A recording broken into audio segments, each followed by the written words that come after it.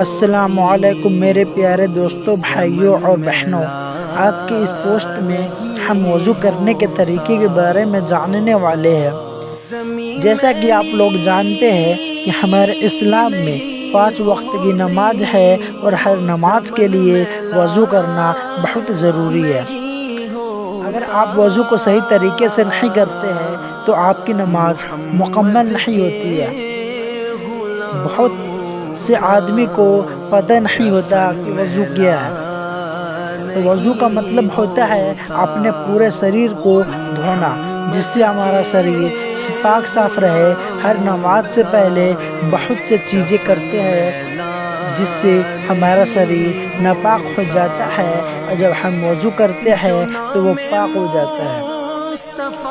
وضو کرنے کا صحیح طریقہ دوستو، وضو کرتے سمے آپ کو کچھ باتوں کا دھیان رکھنا ضروری ہوتا ہے۔ اگر آپ غلط طریقے سے وضو کر لیتے ہیں تو آپ کی نماز قبول نہیں ہوتی۔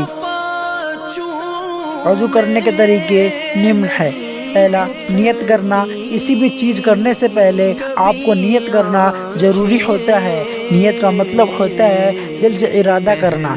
دوسرا، بسم اللہ پڑھنا۔ وضو کرنے سے پہلے بسم اللہ ضرور کہیں۔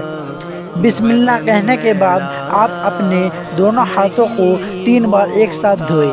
اس کے بعد 3 بار کلی کریں، پھر 3 بار ناک میں پانی ڈالیں۔ پہلے دائیں ناک میں پانی ڈالیں، پھر بائیں ناک میں۔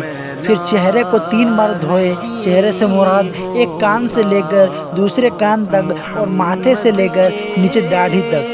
اس کے بعد پھر 3 بار اپنے ہاتھوں کے کوہنی کو دھوئیں۔ پہلے دائیں ہاتھ کی کوہنی کو دھوئیں، پھر بائیں ہاتھ کی کوہنی کو دھوئیں۔ اس کے بعد سر کا مسح کریں۔ مسح کرتے سمے دھیان دیں کہ مسح سر کے گردن سے لے کر پیشانی تک دھوئیں۔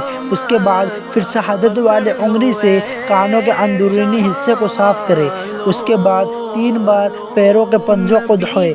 پھر وضو کرنے کے بعد اس دعا کو پڑھیں: اشہد ان لا الہ الا اللہ وحدہ لا شریک لہ واشہد ان محمدا عبدہ ورسولہ۔